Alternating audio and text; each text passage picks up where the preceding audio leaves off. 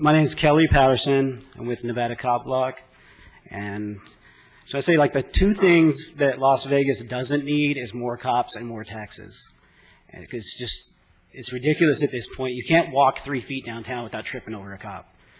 And if they were short on cops, they wouldn't have 10 cops out there to arrest a homeless woman for jaywalking or for sitting down on Fremont Street.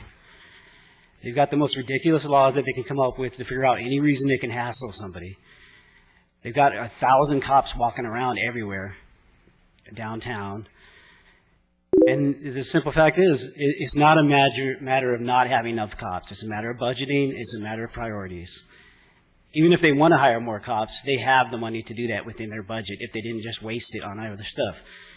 You look at their salaries. Every time you hear about a cop being arrested for beating up a escort because they couldn't decide on a proper price that he liked, and they name, or another cop sexually assaulting a domestic violence victim, then they name his salary, and it's usually around $200,000. You get all these cops running around here, their average salaries are $100,000. There's no other city around here that has that. And we don't need to compete with New York for the 7th largest army. We've got enough cops out there. We don't need more. And we don't need to be wasting money on nonsense.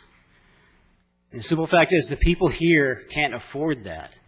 All these people that are out here like, oh, it's only so much.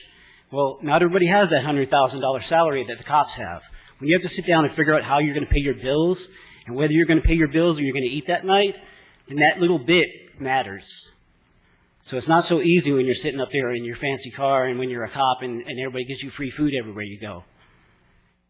It's an actual financial thing. And downtown is not doing as great as everybody would like to make it out to be. Two bars have already closed within the last couple months. There's 3 more that are getting ready to close any day now. And I know if I know that, then you know that. So it's not, it's all smoke and mirrors down there about how wonderful everything's going. We don't need to lump more money onto that and drive the tourists away, not only with more taxes, but more harassment from the cops. We don't need to take what's already teetering on the edge and push it over. So we don't need more cops. We don't need to spend more money. And we don't need to harass people more and figure out more ways to harass them. Thank you for your comments.